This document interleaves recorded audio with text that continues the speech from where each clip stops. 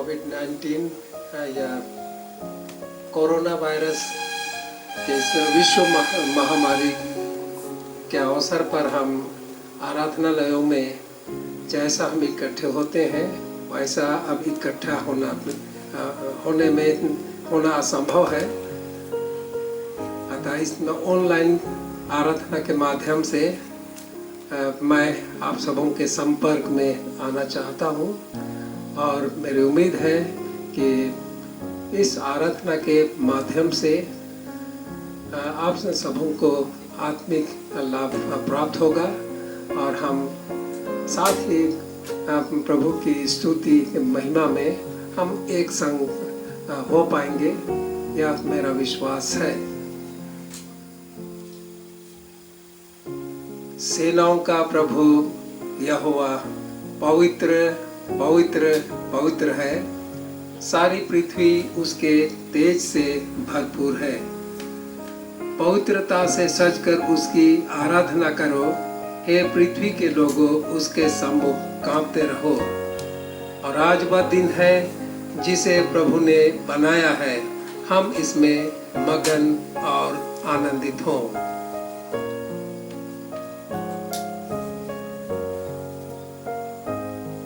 हमारे प्रभु यीशु ख्रिस्ट का अनुग्रह, परमेश्वर का प्रेम और पवित्र आत्मा की सहभागिता आप सबों के साथ सर्वदा रहे।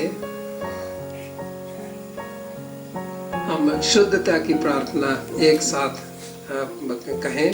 हे सर्वशक्तिमान परमेश्वर, तेरे सम्मुख सबके हृदय खुले हैं। तू सबकी अभिलाषाओं को जानता है और तुझसे कोई भी भेद छिपा नहीं है।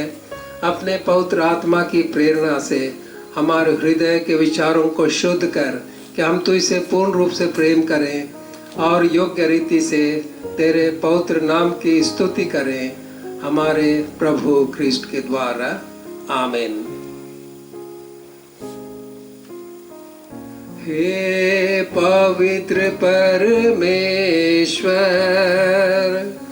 पवित्र और समर्थे, पवित्र और अविनाशी परमेश्वर, हम पर दया कर।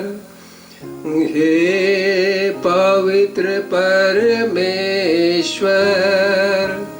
पवित्र और सामर्थी, पवित्र और अविनाशी परमेश्वर, हम पर दया कर। हे पवित्र परमेश्वर, पवित्र और सामर्थी, पवित्र और अविनाशी परमेश्वर, हम पर दया कर। हम प्रार्थना करें। हे परमेश्वर हमारे पिता, तो उनकी जिनको तू अपने निरंतर भय प्रेम में पालन पोषण करता है, अगुवाई और मदद करने में कभी नहीं भूलता है। हमें तेरे ऐसे प्रेम और भक्ति का वर दे कि तेरी संरक्षण पर भरोसा करके हम तेरे पवित्र नाम की को अंगीकार करने को कभी न भूलें। हमारे प्रभु यीशु ख्रिस्ट के द्वारा जो तेरे और पवित्र आत्मा के साथ एक परमेश्वर अब और सदा सर्वदा जीवित और राज्य करता है। आमीन।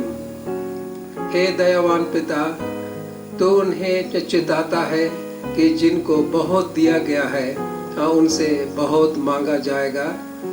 यह वर दे कि जो अनुग्रह हमने बहुतायत से प्राप्त किया है, तेरे उन दानों का अपने घमंड के कारण दुरुपयोग न करें अथवा आलस से उनका तिरस्कार न करें, परंतु हमारी विनती उन लोगों में हो जो अंत तक विश्वसता से तेरी सेवा करते हैं हमारे प्रभु यीशु ख्रीस्त के द्वारा, जो तेरे और पवित्र आत्मा के साथ अब और सदा सर्वदा जीवित और राज्य करता है।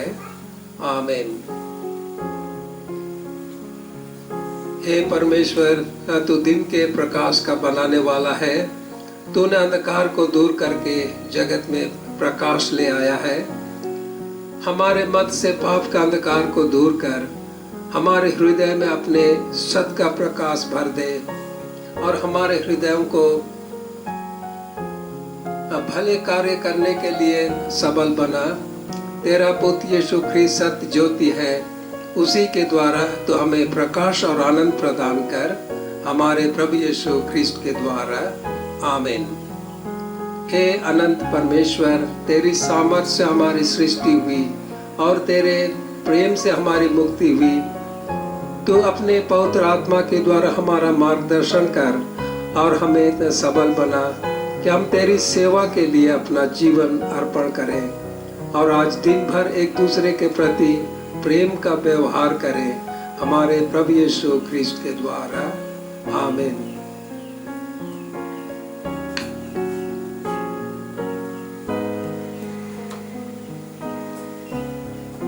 अब हम पवित्र शास्त्र से परमेश्वर का वचन सुने।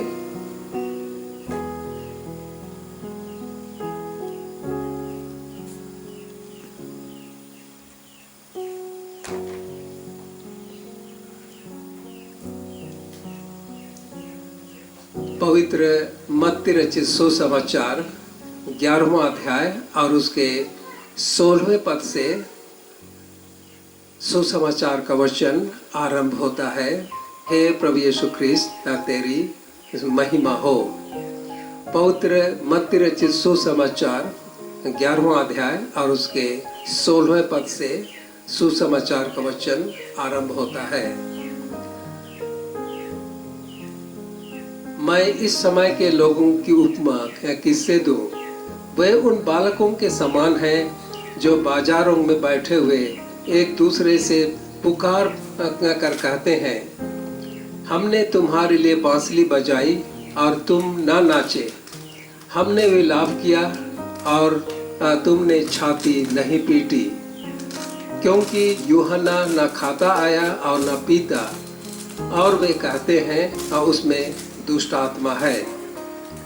मनुष्य का पुत्र खाता पीता आया और वे कहते हैं, देखो पेटू और पियक्कड़ मनुष्य, महसूल लेने वालों और पापियों का मित्र।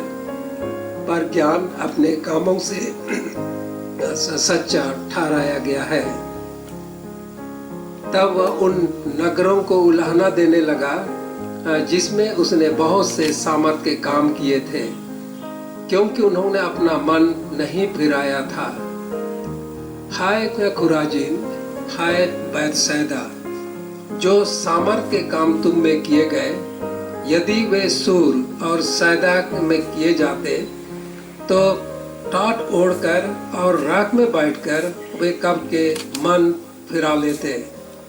परंतु मैं तुमसे कहता हूँ कि न्याय के दिन तुम्हारी दशा से सूर और सैदा की दशा अधिक सहने योग्य होगी।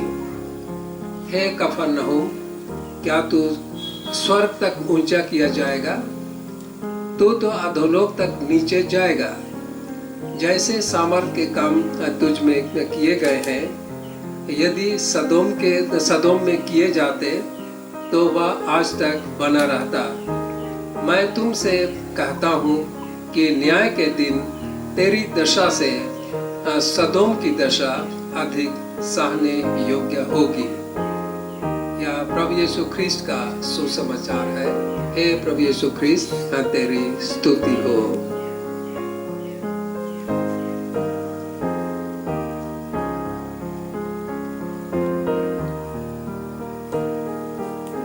हम थोड़ी देर परमेश्वर के प्रभु यीशु ख्रीस्त के वचन पर हम मनन करें। इसके पूर्व हम प्रार्थना करें।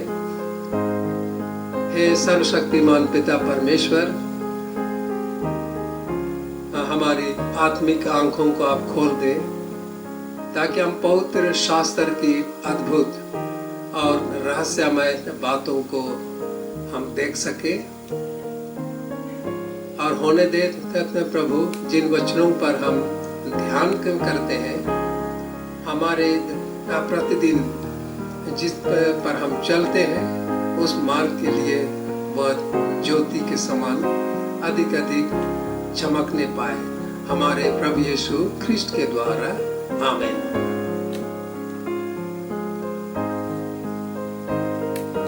मैं आज आप सबों के सामने जो सुसमाचार का वचन पढ़ा गया, पवित्र मत्ती रचित सुसमाचार 11वां अध्याय और उसके 21वें वचन को आपके सामने रखना चाहता हूँ। हाय खुराजीन, हाय बैतसैदा, जो सामर्थ के काम तुम में किए गए, यदि वे सूर और सैदा में किए जाते तो टाट ओढ़कर और राख में बैठकर वे कब के मन फिरा लेते।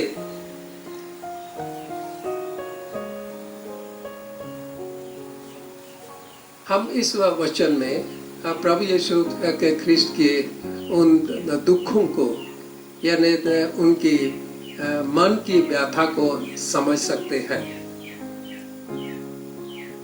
हाय, ये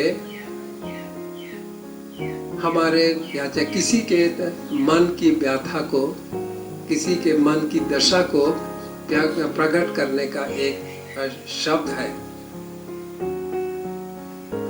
और हम इस शब्द के द्वारा हाय कहने से अपने मन की अभिव्यक्ति हम क्या करते हैं। अब सवाल ये उठता है कि यीशु ने इन नगरों के प्रति, खुराजीन और बैतसैदा, इसके बारे में यीशु ने क्यों हाय मारे, क्यों उसके दिल में इतना दुख था। और इस दुख का एक कारण है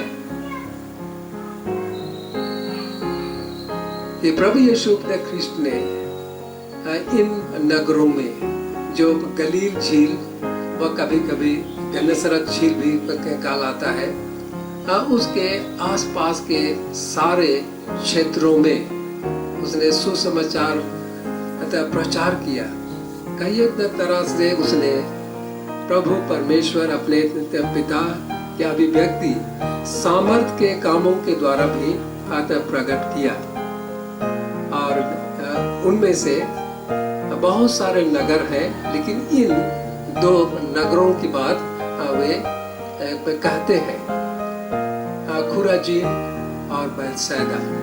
उसी के आसपास झील के किनारे और भी बहुत सारे क्षेत्र हैं जिन पर यीशु ने अपना कार्य किया, परंतु इन दो नगरों का नाम वे लेते हैं।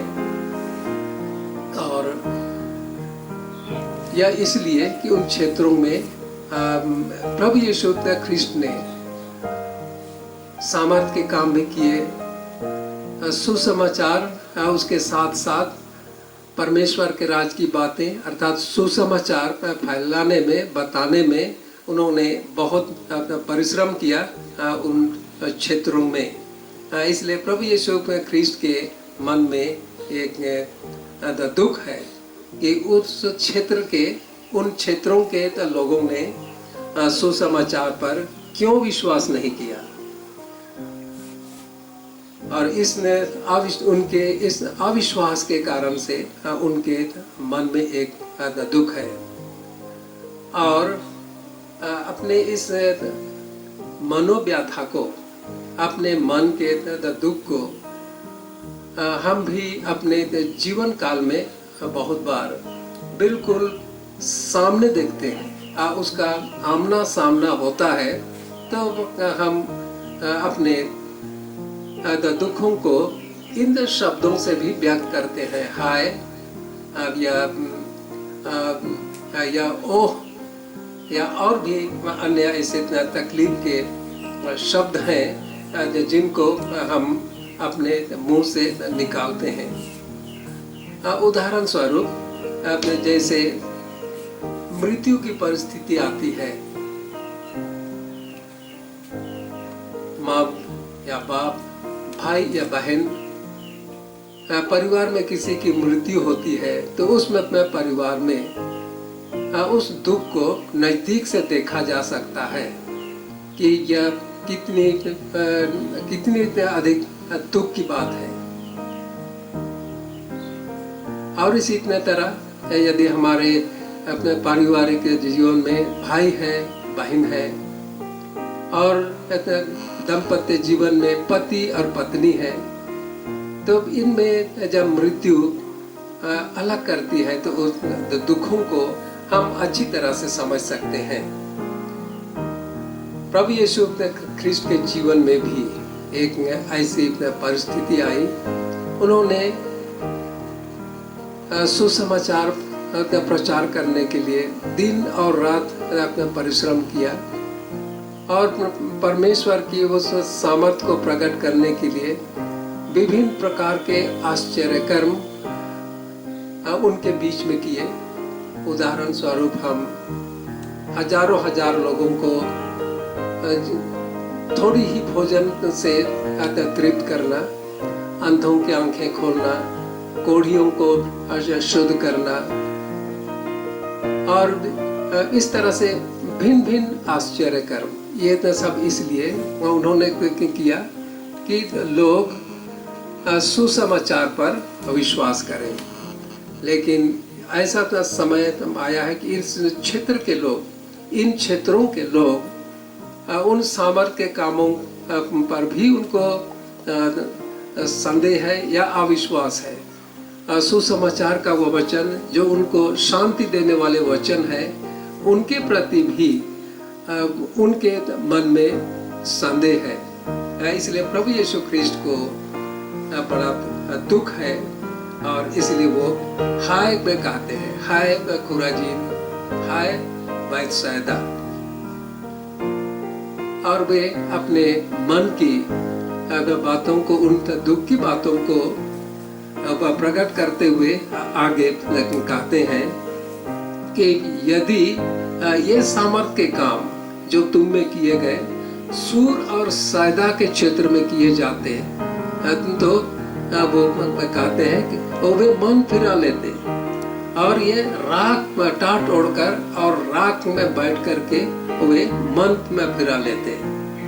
और मैं इसलिए ये कहता हूँ कि तुमने अविश्वास किया, और इसलिए जब बहुत समय आएगा, जब न्याय का दिन होगा, तो सूर और सैदा की दशा खुराजीन और बैतसैदा के दुखों से अधिक सहने योग्य होगा। सूर और सैदा का वर्णन यीशु ने क्यों किया? अब इसलिए कि सूर और सैदा भी समुद्र के किनारे बसे होने के कारण से एक में व्यापारिक नगर थे। बहुत वे धनी मानित शहर था व्यापार के कारण से। और उन नगरों का वर्णन हम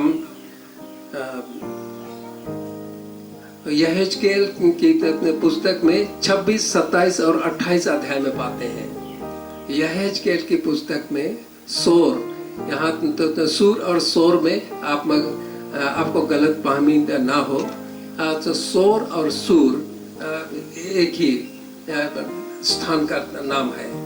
ये बड़े वैभवशाली और ये समृद्ध व्यापारिक प्रतिष्ठान थे और वे बहुत धनी थे। वहाँ के व्यापारी व्यापार के कारण से बहुत धनी हो गए थे। और यदि आप इन संदर्भों को पढ़ेंगे, यहेजकेल की पुस्तक 26, 27 और 28 अध्याय, तो उसमें आपको उसका पूरा वर्णन मिलेगा कि वह कितना तो सुंदर था, कितना वैभवशाली था, कितना अधिक धन धान्य से वो परिपूर्ण था। लेकिन जब उन्होंने घमंड किया तो परमेश्वर ने उसमें नगर को ऐसा नाश कर दिया कि जैसा उसमें लिखा है कि सिर्फ वो नगर मछुआरों के जाल सुखाने का स्थान होगा। तो इस तरह की परिस्थिति हो गई। और यशाया नबी भी अपने 23वें अध्याय में इस वचन को वर्णित करते हैं कि वो उस नगर की क्या दशा होगी। और इसके बाद सदोम और अमोरा की चर्चा करते हैं। सदोम और अमोरा नगरों के बारे में आप जानते हैं कि वहाँ लूत अपने परिवार के साथ रहता था, अब्राहम का भतीजा। और वहाँ के लोगों की बुराई इतनी अधिक बढ़ गई और परमेश्वर ने अपने दास लूत को वहाँ से निकाला। और उनके निकलते ही आग और गंधक की बारिश हुई और वहाँ के लोग नष्ट किए गए। और उसमें वर्णन में हम पाते हैं कि जब उसकी पत्नी ने पीछे पे फिर कर देखा तो वह नमक का खंभा बन गई। तो हम उन नगरों की बुराइयों के बारे में जब हम चर्चा करते हैं, उसका अवलोकन करते हैं, तो प्रभु यीशु ख्रीष्ट ऐसे घमंडपूर्ण कार्यों के लिए दुखी होते हैं, अविश्वास के लिए वे दुखी होते हैं। आज हम अपने संदर्भ में भी इन बातों पर विचार कर सकते हैं कि हम किन परिस्थितियों से यहाँ तक चलकर आए और हमारी अभी क्या परिस्थिति है, और इन परिस्थितियों में हमारा जीवन कैसे होना चाहिए, और वचन के प्रति हम कितने निष्ठावान हैं, कितने वचन के प्रति हमारा कितना विश्वास है, उसकी जड़ें कितनी अधिक गहरी हैं, कितनी अधिक मजबूत हैं। ये हमारे जीवन की भिन्न भिन्न परिस्थितियां हमको पुनः विचार करने के लिए बाध्यक में करता है। तो प्रभु यीशु ख्रीष्ट ने इन सारे बातों के लिए ही अपने मन की व्यथा को, अपने दुख को उसने व्यक्त किया कि वे अब कितने अधिक उन बुराइयों में लिप्त होने के कारण से वे नाश हो गए। तो हे खुराजीन, हे बैतसैदा, तुम्हारी भी ऐसी दशा न हो जाए, क्योंकि न्याय का होना अवश्यंभावी है। प्रभु यीशु ख्रीष्ट न्याय करने के लिए आएंगे। उन दिनों में हमारी क्या दशा हो सकती है, उस न्याय के सामने हम खड़े हो सकते हैं या खड़े नहीं हो सकते हैं। या सदोम और अमोरा नगरों के समान हम दोषी पाए जाएंगे, या खुराजीन और बैतसैदा के समान हम दोषी पाए जाएंगे, जिसके लिए यीशु ने कहा कि ये जो बड़े बड़े दुख उन शहरों में, उन नगरों में भेजा गया, उससे भी अधिक दुख तुमको मिलेगा उस तुम्हारे अविश्वास के कारण से। इसलिए आज हम सबों को अपने व्यक्तिगत जीवन में भी इन सब का कामों के बारे में इन हमारे उसमें विश्वास की परख करते हुए यह सोचना है कि हम उस न्याय के दिन में प्रभु के सामने, उसके दूतों के सामने हम खड़े हो सकते हैं या नहीं खड़े हो सकते हैं।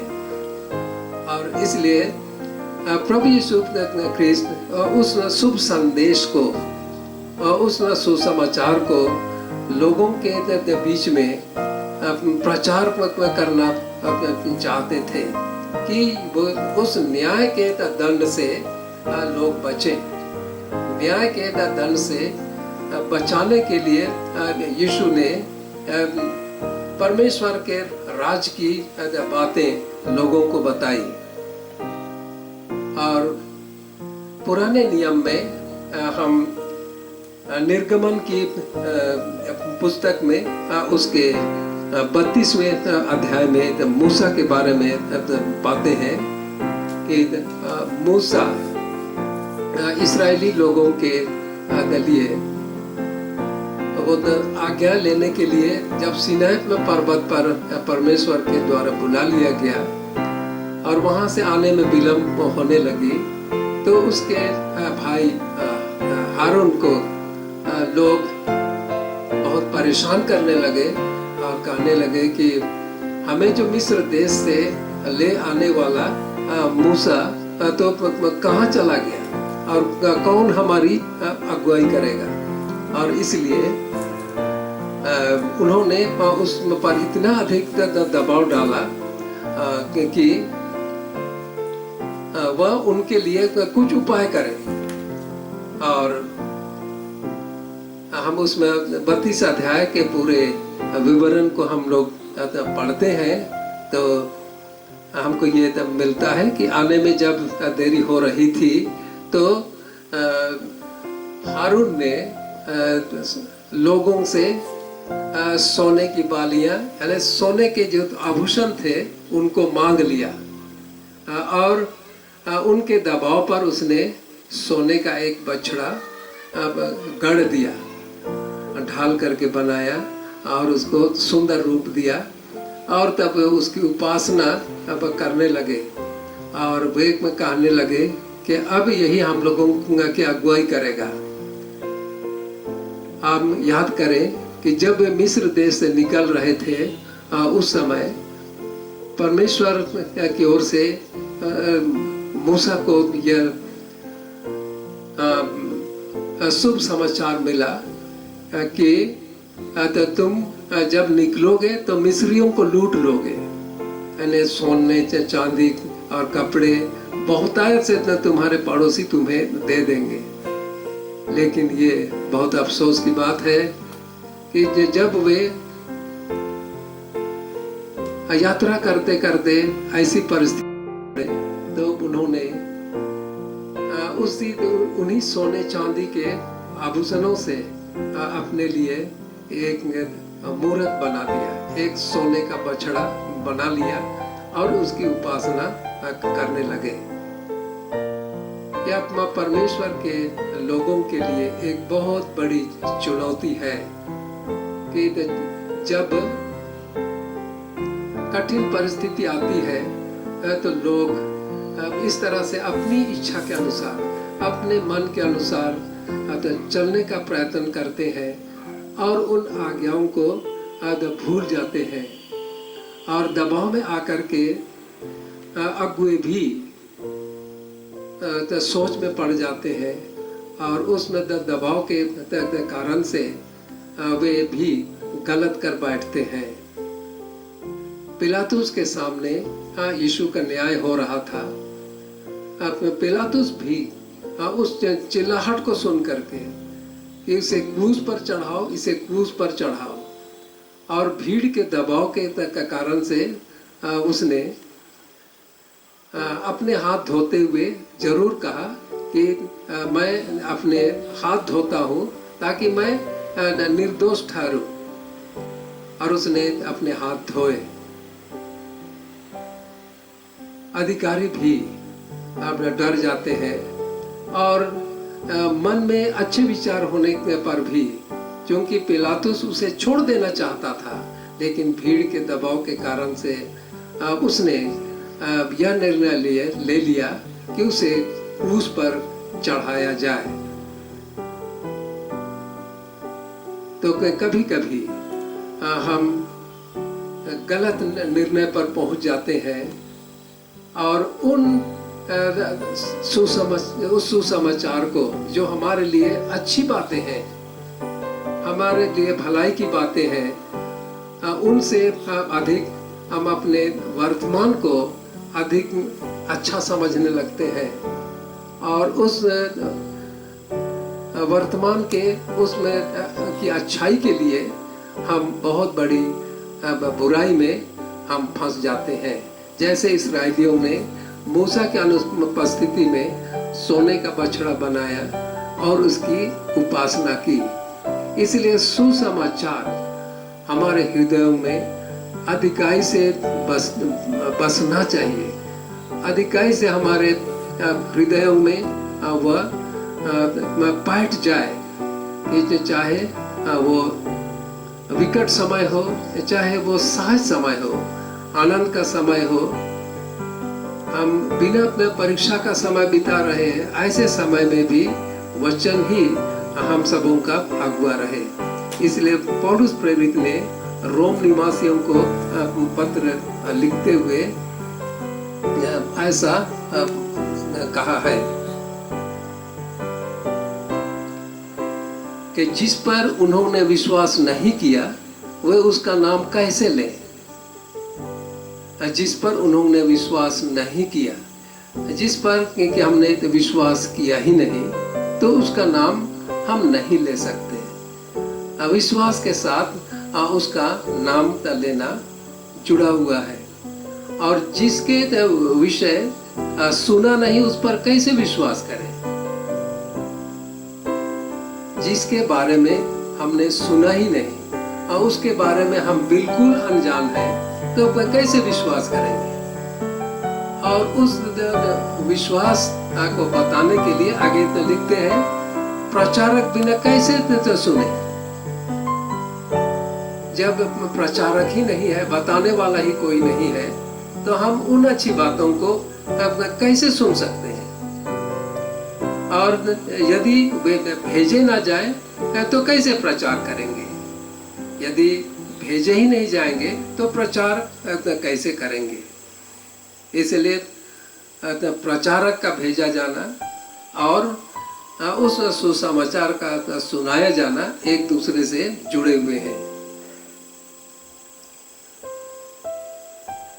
और जैसा लिखा है, उनके पांव क्या ही सुहावने हैं जो अच्छी बातों का सुसमाचार सुनाते हैं। परंतु सबने उस सुसमाचार पर कान न लगाया। यशाया कहता है, हे प्रभु, किसने हमारे समाचार पर विश्वास किया। अतः विश्वास सुनने से और सुनना मसीह के वचन से होता है।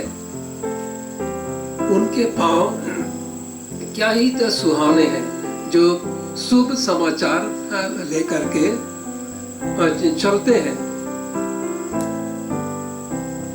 उन अच्छी बातों को लोगों के बीच में ले आते हैं। इसलिए पौलुस प्रेरित जो अपने जीवन में उस महत्व को गहराई से वो अनुभव करने वाले व्यक्ति थे। किस तरह से उसने धर्म की बातों को अर्थात सुसमाचार को उसने कैसे ग्रहण किया था। गमलियल महापंडित विद्वान आदमी के चरणों पर बैठ करके उसने सब कुछ सीखा था। लेकिन वो उस गमलियल की वो शिक्षा उसके जीवन में किस तरह से फल ला सकता है, नहीं ला सकता है। आगे उसके जीवन में चलते हुए उसके उत्साह को देख करके परमेश्वर जो सबके मन की बातों को देखते हैं, जानते हैं, उसके उस उत्साह को देख करके प्रभु परमेश्वर ने उसे चुन लिया और उसने उसको सुसमाचार प्रचारक बना दिया। यदि आप प्रेरितों के कामों की पुस्तक में आप पढ़ेंगे तो सुसमाचार प्रचार के लिए पौलुस प्रेरित ने कितनी लंबी लंबी दूरियां तय की। समुद्र में जहाज के माध्यम से, आज के समान शायद वैसे आधुनिक जहाज नहीं थे, बहुत जोखिम भरी यात्राएं थी, परंतु सुसमाचार की धुन में जिस तरह से अपने अगले जीवन में जब एक कट्टर यहूदी के रूप में उसने अपना कार्य आरंभ किया, उससे अधिक दुगुने उत्साह के साथ सुसमाचार प्रचार करने के निमित्त अपने आप को समर्पित कर दिया। और बड़ी बड़ी जोखिम कठिनाइयां उठाते हुए सुसमाचार के प्रति एक समर्पित सेवा उसने दी। इसलिए यशाया नबी जैसा कहते हैं कि उनके पांव कितने सुंदर लगते हैं, उनके पांव क्या ही सुहावने हैं जो अच्छी बातों का समाचार सुनाते हैं। अच्छी बातों का समाचार सुनाने के लिए पांव जब आगे बढ़ते हैं तो सचमुच बहुत सुंदर लगते हैं। उसकी सराहना की गई है और वे पांव सुंदर हैं।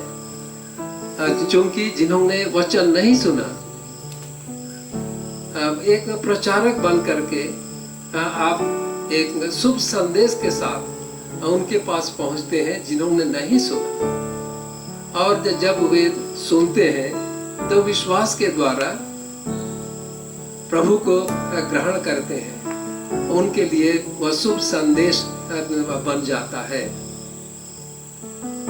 तो प्रभु यीशु ख्रिस्ट ने जब आह भरी, उसने हाय मारी, तो इसीलिए जब उन्होंने इतना परिश्रम किया सुसमाचार के लिए, परमेश्वर के राज्य के लिए, तो उन्होंने अविश्वास किया। यह वचन हम सबों को आज परमेश्वर के वचन सुनाने वालों के प्रति हमारा विश्वास और उसके प्रति हमारे सहयोग की कामना करते हैं कि जो सुसमाचार प्रचार करते हैं उनके लिए प्रार्थना करें, संभव हो तो हम आर्थिक मदद करें, संभव हो तो उनके जीवन यापन के लिए जो कुछ भी आवश्यक है उन सारी आवश्यकताओं को हम पूरा करने में उनकी मदद करें। और ऐसे लोगों के पांव क्या ही सुंदर लगते हैं जो अच्छी बातों के प्रचार प्रसार करने में आगे बढ़ाते हैं। उसके साथ वे हाथ भी कितने सुंदर हैं जब ऐसे ऐसे कामों के लिए अपने हाथ बढ़ाते हैं, और मन के विचार भी कितने सुंदर है जो ऐसे कामों के लिए अपने आप को समर्पित करते हैं। तो आज हम प्रभु परमेश्वर के सामने अपने आप को जांचें, अपने आप को परखें कि परमेश्वर का वचन हमसे क्या बातचीत करना चाहता है। क्या हमारे प्रभु यीशु ख्रिस्ट हमारे जीवन में भी ऐसा ना कहे कि हमारा जीवन प्रभु के योग्य नहीं था, हमारे काम प्रभु के योग्य नहीं थे, हमारे विचार प्रभु के योग्य नहीं थे, जिसके लिए परमेश्वर प्रभु यीशु ख्रिस्ट हमारे लिए भी उन शब्दों का प्रयोग करे कि उनको हाय कहना पड़े। प्रभु यीशु ख्रिस्ट ने अपने जीवन में जब सुसमाचार प्रचार किया तो यरूशलेम परमेश्वर की चुनी हुई नगरी के प्रति भी अफसोस जताया। मत्ती रचित सुसमाचार 23वां अध्याय और उसके 37 वचन को पढ़ते हैं, और यदि और आगे लूका रचित सुसमाचार 13 अध्याय और उसके 34 पद को पाते हैं, तो एक साधारण जीव जो हम उनको देखते हैं, मुर्गी के बारे में उन्होंने कहा है कि जिस तरह से मुर्गी अपने बच्चों को अपने पंखों में छिपा करके रखती है, पंखों के तले रखती है, कितनी सुंदर बात है। बच्चों से उसको प्यार है, अपने चूजों से, और इसलिए उनको अपने पंखों के नीचे वो शरण देती है।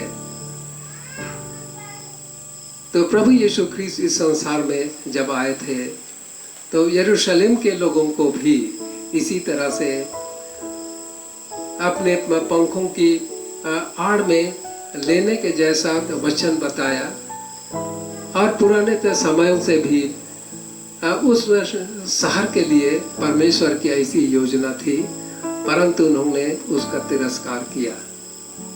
आज हम भी ऐसी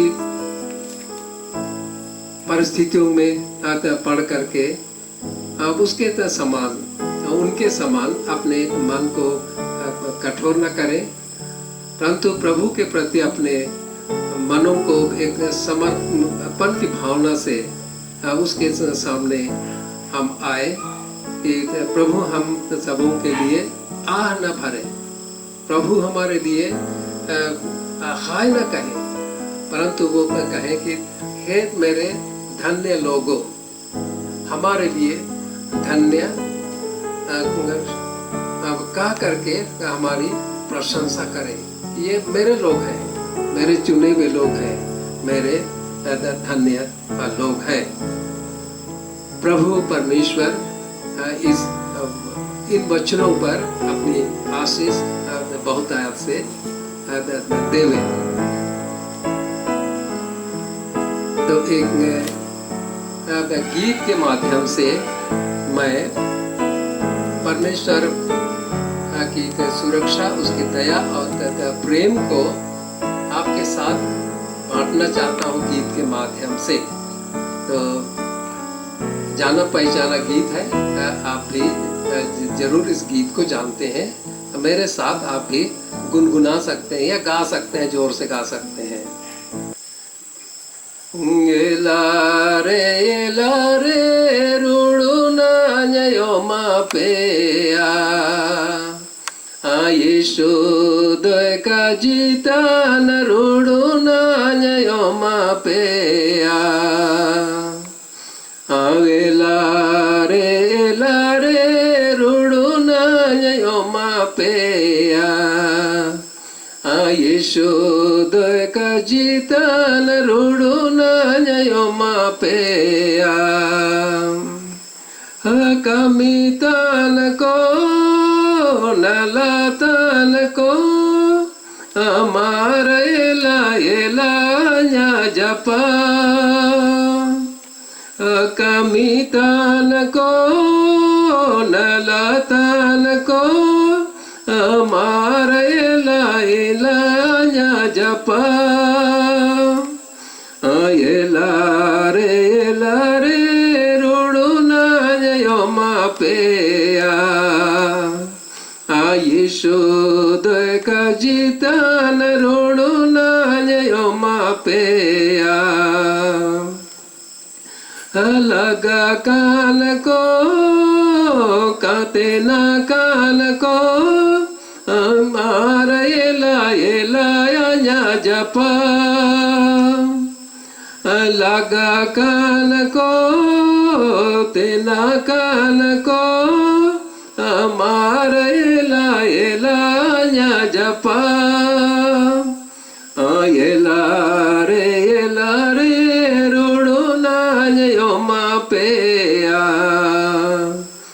यीशु दोय का जीतान रुड़ुना न्यायोमा पेया रेंगे तान को ते तंग तान को अमार एला न्या जपा रेंगे तान को ते तंग तान को अमार एला न्या जपा एला रे रुड़ुना न्यायोमा पेया यीशु दोय का जीतान रुड़ुना न्यायोमा पेया दुकुतान को हसुतान को अमार एला न्या जपा दुकुतान को हसुतान को अमार एला न्या जपा एला रे रुड़ुना न्यायोमा पेया यीशु दोय का जीतान रुड़ुना न्यायोमा पेया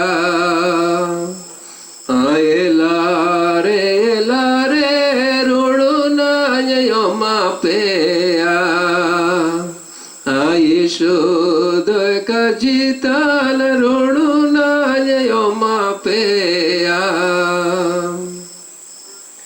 हम प्रार्थना करें।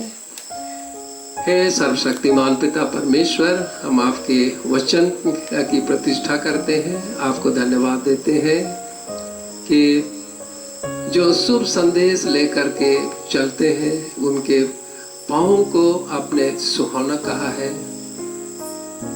उनके मन के विचारों को जो तो सुसमाचार के साथ चलते हैं निश्चय ही धन्य है, और उनके काम जो इसके प्रति समर्पित होकर के करते हैं वे क्या ही धन्य है। हे प्रभु, हम अपनी मानवीय भूल चूकों को मान लेते हैं। सिर्फ हम खुराजीन और बैतसैदा को, सदोम और अमोरा को, सूर और सैदा के देशों को उनकी हम निंदा करें, उनको बुरा कहें, परंतु हे प्रभु, हमारे तो जीवन में भी इस तरह की अनेक परिस्थितियां हैं और उन परिस्थितियों में हम अपने रास्ते चुन लेते हैं और आपको हम दुख देते हैं। हे प्रभु, हमारी प्रार्थना है कि हमारे लिए आप हाय न करें, परंतु हम एक कहें कि हे मेरे धन्य लोगों। प्रभु, हम अपनी सारी निर्बलताओं को आपके सामने मान लेते हैं और हम सबों को आप पवित्र बनाए। हम तथा सबों को आप इस तरह के मार्गों में चलने के लिए प्रतिदिन प्रोत्साहित करें और हम जीवित, पवित्र और परमेश्वर पिता आपको हम पवित्र बलिदान के रूप में अपना जीवन समर्पित कर सकें, हमारे प्रभु यीशु ख्रिस्ट के द्वारा। आमीन। और इस समय हम उन कोरोना महामारी से ग्रसित लोगों को भी अपनी प्रार्थनाओं में याद करें, जो कोरोना महामारी के प्रकोप के कारण से पूरे विश्व में तकलीफ में है, संक्रमित है। देश के सभी लोगों को जो उनकी सेवा करते हैं, उन स्वास्थ्य कर्मियों को, प्रशासन, पुलिस को हम प्रभु परमेश्वर की दयापूर्ण हाथों में समर्पित करें कि संक्रमण से बचे और अपनी सेवाएं उन दुखी लोगों को दे सके। सर्वशक्तिमान पिता परमेश्वर, हम आपका धन्यवाद करते हैं कि सचमुच पूरे विश्व में आप कोरोना महामारी फैली हुई है। लाखों करोड़ों की संख्या में लोग संक्रमित हैं। लाखों की संख्या में लोगों ने अपने प्राण दे दिए हैं इस महामारी की चपेट में आकर। विनती है प्रभु, प्रत्येक देश के प्रशासकों पर, पुलिस पर और जितने भी मरीजों की सेवा में कार्य में लगे हुए सभी स्वास्थ्य कर्मियों को आपके हाथ में सौंपते हैं। प्रभु, वे संक्रमित न हो, स्वस्थ और भले चंगे रह करके उनकी सेवा कर सके। प्रभु, आप स्वयं ही हमारी देह और आत्मा के महान वैद्य हैं। आपके लहू से, जिसने की क्रूस पर अपने प्राणों की आहुति देकर के हमें कहा है कि हे परिश्रम करने वालों और बोझ से दबे लोगों, मेरे पास आओ, मैं तो तुम्हें विश्राम दूंगा। हे प्रभु, इस महामारी से शांति, चैन, विश्राम, छुटकारा, चंगाई सिर्फ आप ही के नाम से है, आप ही के लहू में है। प्रभु, विश्वास पूर्वक आपके पास आते हैं। हे प्रभु, हमारी विनती सुन और हमारे पुकार अपने पास पहुंचने दे, हमारे प्रभु यीशु ख्रिस्ट के द्वारा। आमीन। मैं पुनः आप सबों को प्रभु यीशु ख्रिस्ट के मीठे मधुर नाम में पुनः यीशु सहाय कहता हूँ। और इस महामारी के समय में जैसे निर्देश है इस बीमारी से बचने के लिए कि हम अपने जब बहुत ही आवश्यक काम हो तभी अपने घरों से निकले, और जब हम निकलते हैं तो अपने मुंह और नाक को अच्छी तरह से हम ढक करके हम निकले, सावधानी बरतें, 2 गज की दूरी रखें। अपने घर में भी जब होते हैं तो सफाई का पूरा ध्यान रखें, साबुन से हाथ धोएं। चूँकि ये संक्रमण की बीमारी एक महामारी के रूप में फैल चुकी है, इसलिए हम जब तक व्यक्तिगत रूप से सावधानी नहीं बरतते हैं, सफाई के प्रति हम जागरूक नहीं रहते हैं, तो इस बीमारी से हम कैसे बचेंगे। इसलिए हम सावधानी बरतें और इस बीमारी से हम स्वयं बचें और अपने परिवार को बचाएं, अपने गांव बस्ती के लोगों को बचाएं, पूरे शहर को बचाएं, अपने पूरे राज्य को बचाएं, देश को बचाएं, और प्रभु परमेश्वर की महिमा हमारे जीवन के द्वारा पूरी होगी। पुनः आप सबों को बहुत बहुत धन्यवाद और यीशु सहाय।